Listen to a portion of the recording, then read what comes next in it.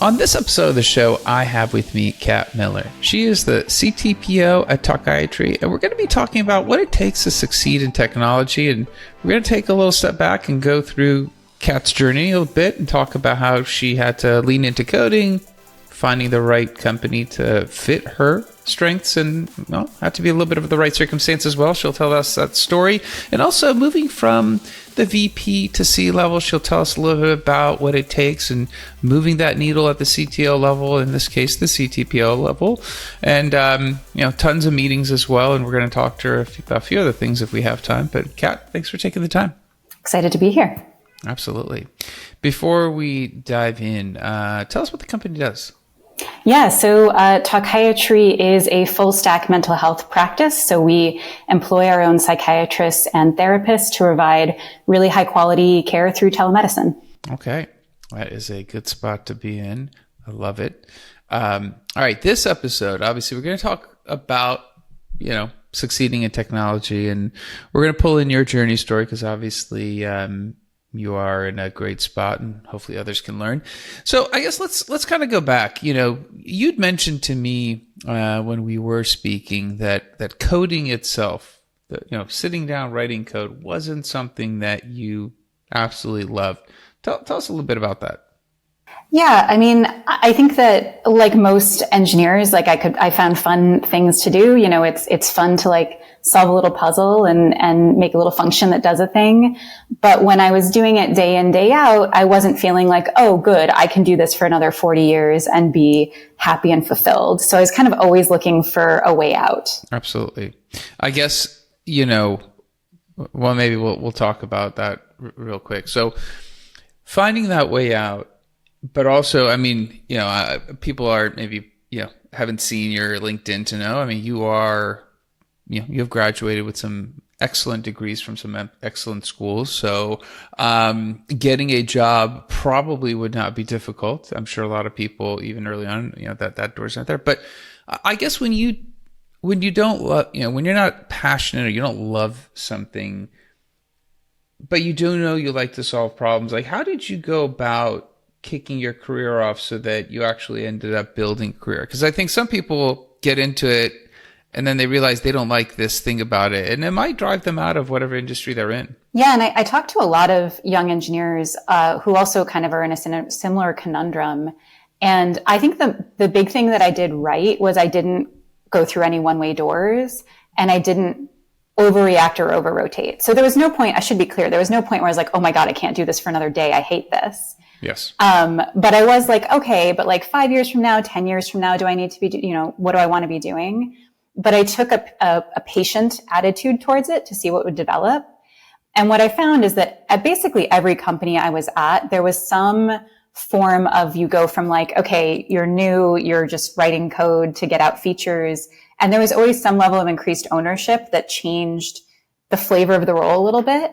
And what I didn't know at age 20 that I know at age, 40 something is that, even if you are a technologist, and I think really with any role, the more senior you get, the more, first of all roles look alike. And the second is that the character of the role changes. Even if you are a staff or an architect level engineer, your job is very, very different from, a day-to-day sort of junior or senior engineer. And that's the thing that I didn't comprehend in the beginning.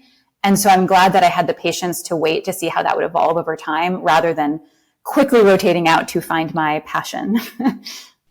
So speaking of that, I'd like to ask you, and I think this is an interesting part of the discussion because you'd mentioned to me you did want to explore other outlets, right? Obviously, you were an engineer, you got your degrees from MIT, so there's a path right there.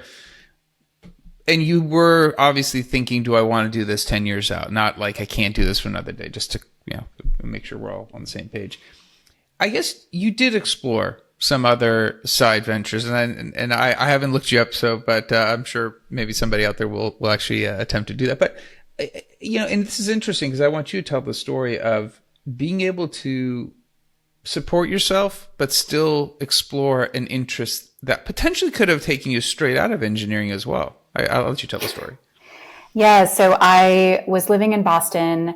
I had been into theater my whole career, but there was a time in the 2000s when Boston was getting a lot of tax credits for making movies. And so I was doing more independent films. I was doing background work on like larger studio films, which is, by the way, a terrible combination with a startup job. Would not recommend.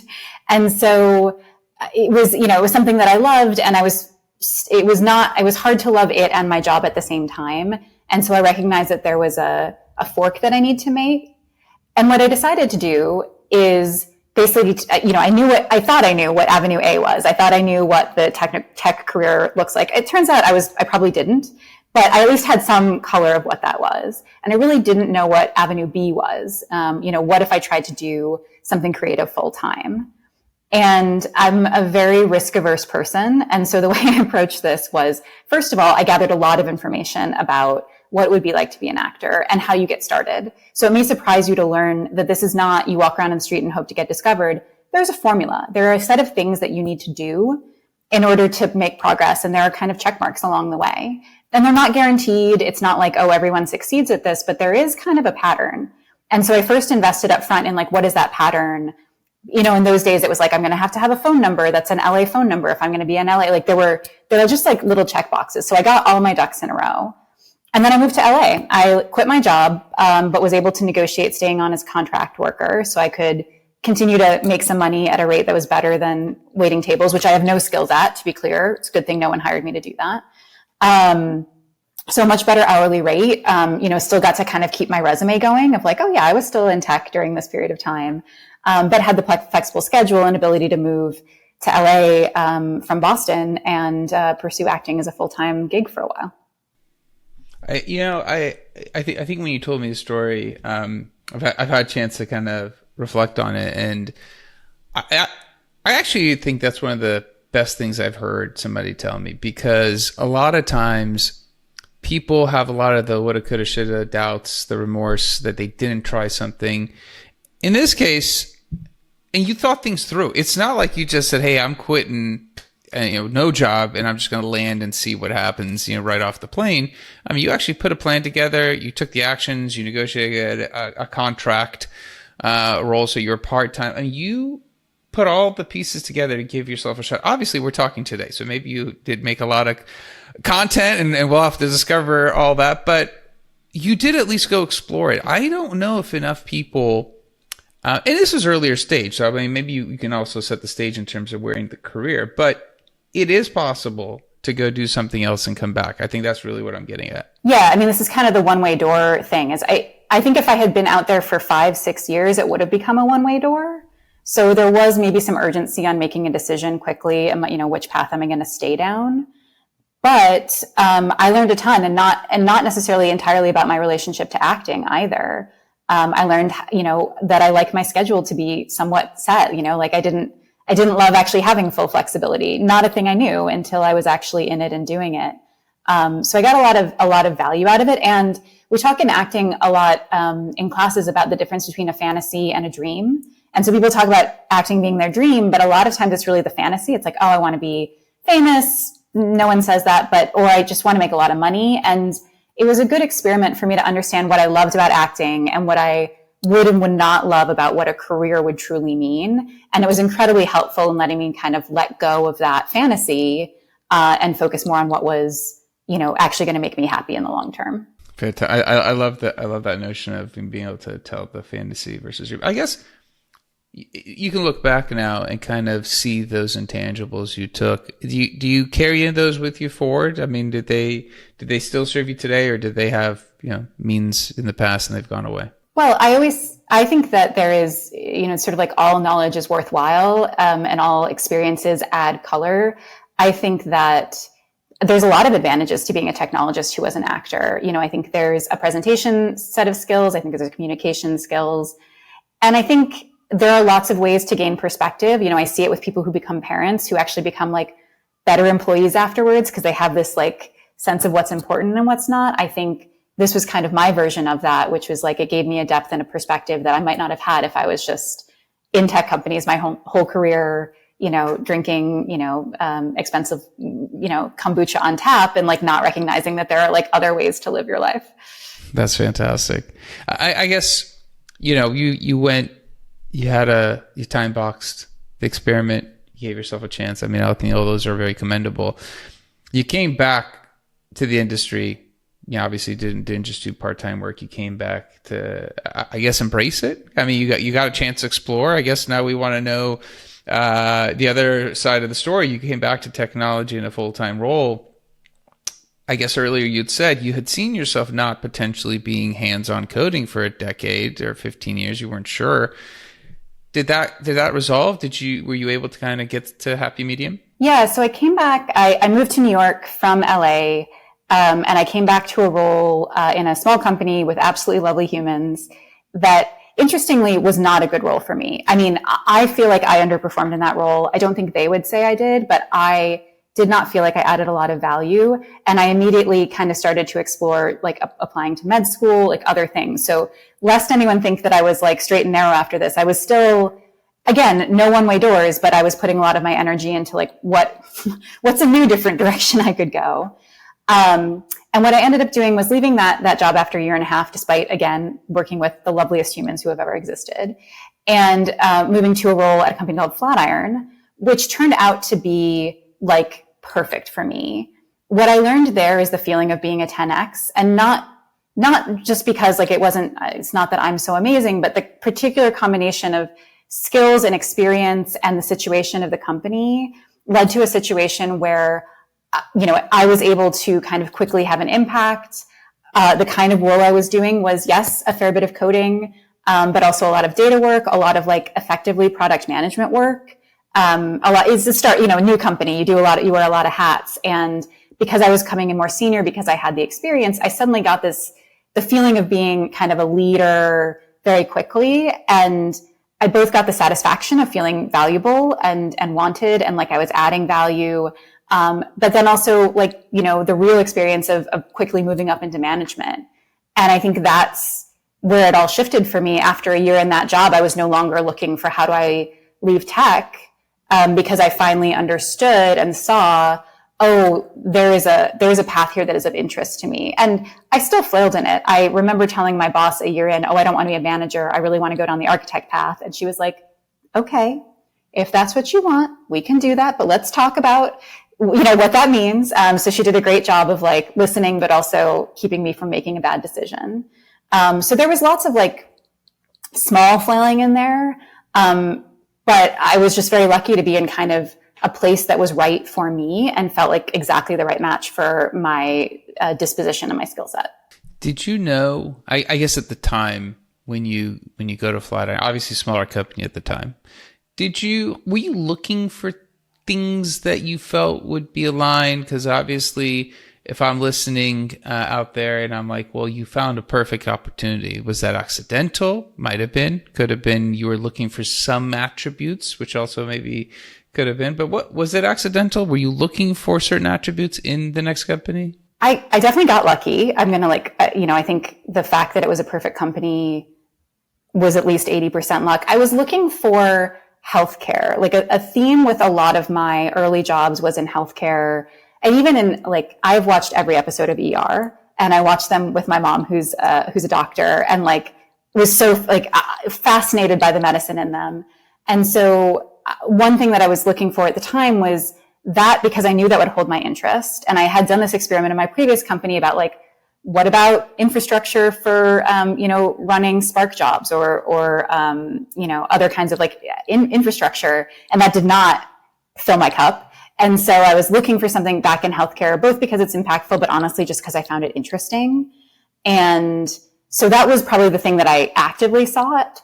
I think there were a combination of other things that I didn't know to look for at the time. It's weird to think about now where I have a lot of experience in management. I know the shape of companies, but especially when you're a young engineer and you've only worked in startups, which are, as we all know, managed with different levels of terribleness, you don't really have a line of sight. And I think this isn't just engineering. I think this is everyone who's fresh out of college.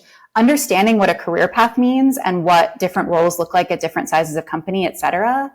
There's no rule book for that. There's no map of here are the 50 different kinds of engineering jobs across, small to giant companies. And so to some extent, I was learning about a new type of job at a mid-sized company that I just hadn't had exposure to before. You've got that was a little twist I didn't know. So I'm like, this is even more fascinating. But you know what's really interesting that resonates with me is you are very mission driven. Obviously, the acting thing was a passion. You could see you want to explore it. Healthcare, watching TV shows with your mom, rather, who's a doctor. It does sound you're very mission aligned. And it's interesting because I don't know if it's easy to notice that. You started mentioning you were looking for that. At least that was a quality. And I think the reason I bring that up is sometimes this comes from a discussion where I'm going to record, I haven't, but it's about work-life balance. And the reason I'm bringing this up is in that discussion, the conversation is going to be around if you feel more fulfilled at work, because that's filling an important thing in your life, does that mean that it provides just an easier way to have that work-life balance? Is work-life balance because you are just not happy with X, so you try to go and counter that with the life part, which is very hard because you spend so much time at work. And sorry, long-winded explanation of an episode I haven't recorded, but it's now becoming very interesting that I'm talking to people and it's jumping out at me because I've noticed it, that when there is that component, people seem to be in a better spot. I don't know if maybe I'm just rambling at this point. No, I think there's two things. And one is I think one is, are you enjoying work when you're there? And I just remember my first year of Flatiron, there were a lot of fire drills. There were a lot of nights I was there until midnight, and I wasn't mad about it. Like I was a little tired, but I wasn't feeling horrible because I was enjoying the time that I was at work. Like the nights were fun because I liked the people I was working with, and that's when we made the most progress, And it was also kind of chill. We ordered dinner. So there was actually a lot of like nice things about that working late. And so I think that's one component is like when you're at work, like if nothing else was going on, would you just enjoy it? And then there's what else is dragging you away. And I think this is where, sometimes I want to spend time with my family. Sometimes you develop a new relationship and like now that's pulling you away. So I do think it comes from both sides, and you can be very satisfied with your job and also feel like you don't have work-life balance like I did with acting, like, cause there's something else that's like pulling you. Absolutely. But I do think, it's definitely a lot easier in sort of steady state to feel happy when you're enjoying the things that you're doing on a day-to-day basis and like, actively kind of preferring them to staring at the ceiling. The great commentary, by the way. That's absolutely something I agree with. And I definitely, it resonates with me because I feel like you're talking to the audience on the basis of we've heard a lot of things about work-life balance, and I think we keep hearing it and we see social media portray it in a certain way. And I feel like sometimes it's a negative on people because they feel like there's something they're missing and they're not sure how to fill that void. So they find it in other things that seem to be the right path, but some of the core that you just mentioned isn't being addressed. So I think that's some great insights.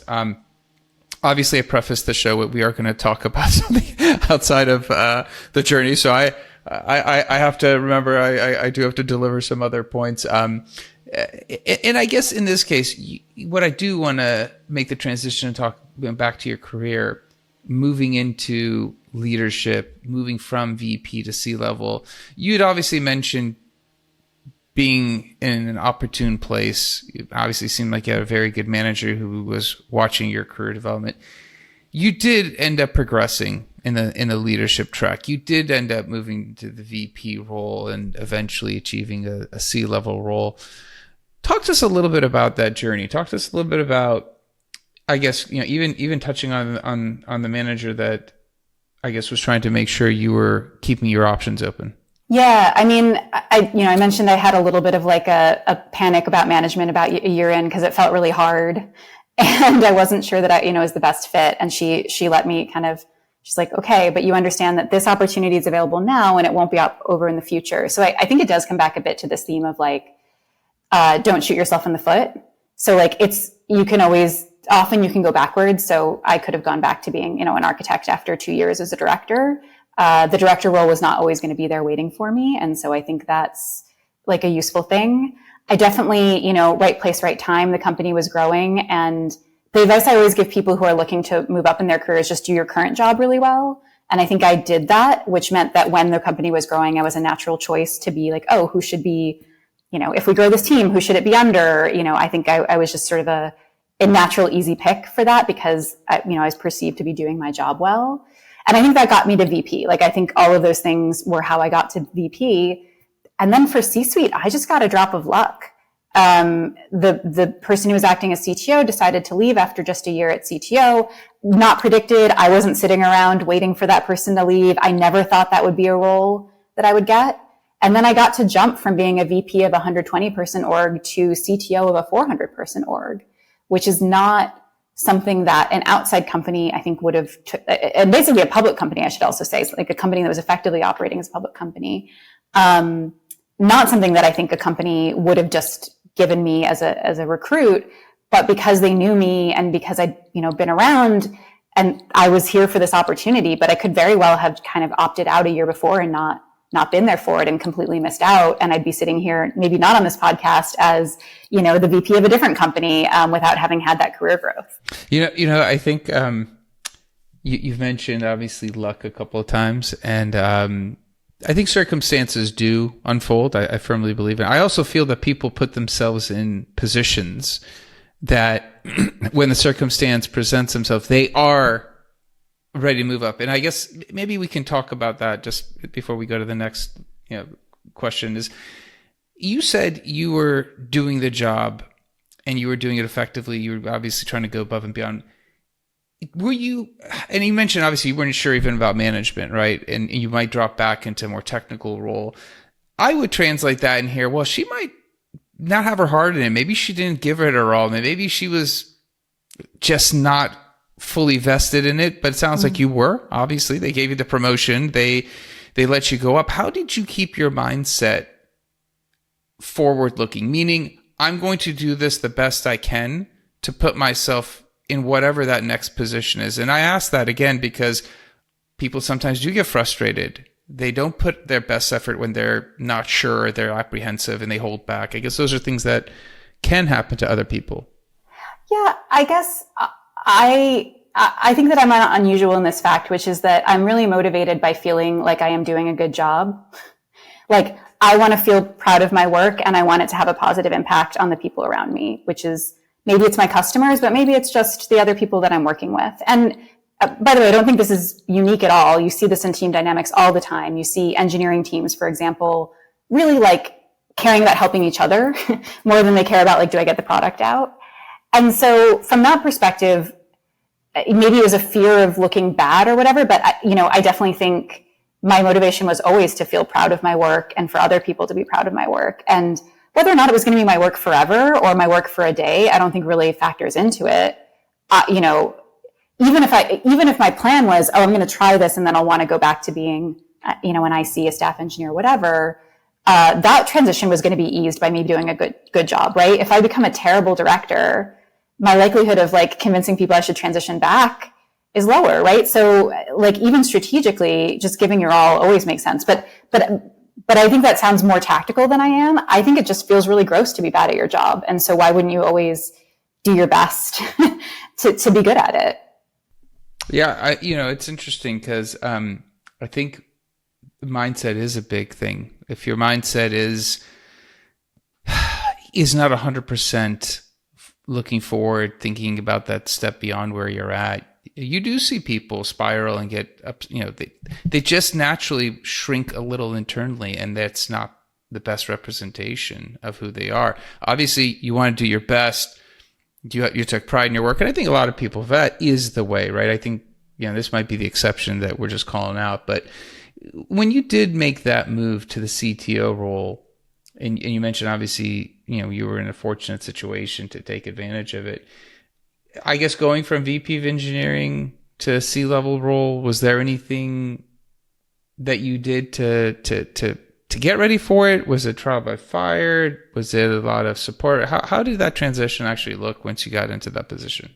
Well, I finally understood why my coach and my previous CTOs had been on me for so long to build a network.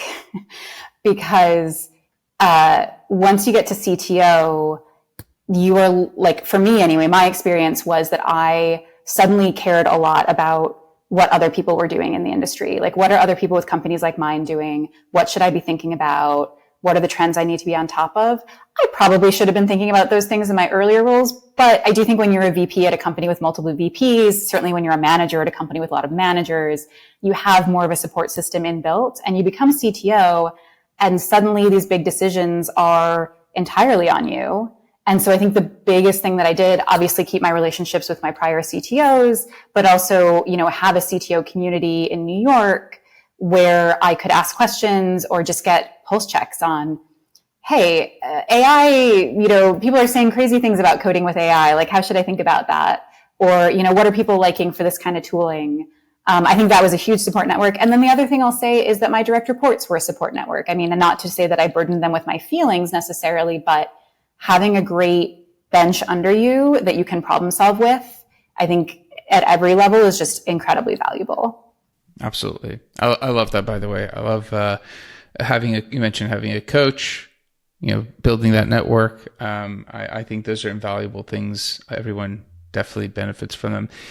When you do the job, and obviously you start realizing there's different components. You mentioned something that I wanted to call out, because I don't know if everyone is fully aware of what the day-to-day looks like. You mentioned there's a ton of meetings, and obviously as your job as the CTO is to move the needle on the technology front. So maybe there's a bundled question in there of, how do you move the needle? And still, obviously, you have to be in all these meetings. So you still have to satisfy the meeting levels that you're talking about, but also you still have to get some of the work done that you need to get done. Well, one thing I do want to say is I do think the size of company matters a lot. If you're a CTO of a 50-person company, your day-to-day and the things you're doing are very different. I have had roles where my org was 400 and now my org is about 70, but in both cases in a company of about 1,000. So there's just particular dynamics that may not apply at every size. The other thing I always remember is that as CTO, when I want to do something, quote unquote, I'm making work for other people. Like, there's almost nothing that I can self-serve. There's a small number of things that I can do myself, but like mostly I am creating work for other humans. And so there is a little bit of self-selection in terms of what is the most important project or most important thing right now. So I joined Talkiatry about 10 months ago. It was very clear that some investment on the org side in terms of ladders and performance management and just kind of making that more robust was the investment that it needed up front. I could continue kind of polishing that rock, but I actually think it's fine now. And now I'm moving on to like different areas of, tech debt. How do we think about, our technology path moving forward? So I expect my job to look like 10 different things by the time I hit 2 years at this company, with different focuses along the way. But, also to the point about like, I'm in meetings all day, like, how do I get work done? I can only have a few priorities or I will drive everyone under me absolutely nuts. And so that's honestly part of the thing as well. Absolutely. I love that. I guess maybe final question, because I am kind of curious. You've been, and again, different C-level roles, different size companies. I understand, we could caveat that as well. When you're in a C-level role and you're obviously, you're who you are responsible to shrinks, and also the level of strategic components changes. How do you worry about your own performance? I'm not saying how the people that evaluate you look at you, but your own performance to measure how you're doing. Because early on you did mention putting your best foot forward, always wanting to do your best and make sure you're supporting the team. How do you help keep track of your own performance as a C-level technologist? Great question, because I think it is really hard. And I can tell you that, being new at a job for me anyway is very challenging, because I know that no one does a great job day one. There's no, you can't value add that quickly. And so you're just a drag on other people telling you how things work. So it definitely was a struggle for me moving over to this role to feel that. So, one thing is having a coach where you can, word vomit and have feelings at, and they will kind of reflect it back to you and like, well, I know you said X, Y, and Z, but it really sounds like these 4 things weren't going well until you got there, and now they are. Like they kind of like help you frame it in a way that isn't necessarily talking to your CEO or your founder about those kinds of things that those kinds of emotions that you maybe want to keep under wraps. Another tactic that I actually learned from someone who reported to me at one point is write down your wins. The way I'm doing this right now is kind of writing down my projects. I always do my projects every quarter, and then I write down at the end of the quarter like how they went and what their wins were. But write down the wins and write down the team wins as well as the personal wins, because as a leader, you can privately be proud of the things that your team accomplishes while not taking credit for them, but recognizing that you are a part of that success, even if it was, here's the thing I think you should work on, or here I'm pointing you in this direction. There's plenty of like credit to share. And so I do think that act of like putting on paper, because it can feel like, wow, 3 months went by and I don't know what I did. If you write it down as you go, if you keep a log of like, what was I trying to do? What did I accomplish? You realize how much has changed in that 3 months and how many of the things that you wanted to do did in fact get done, possibly by other people at your direction. But so, it's a team effort. I love it. That's fantastic advice. And it's really, I guess, just hearing you speak about how aware you are that you make more work for other people, and you need to be cognizant of that as well in those decisions. I think those are all awesome attributes for a leader.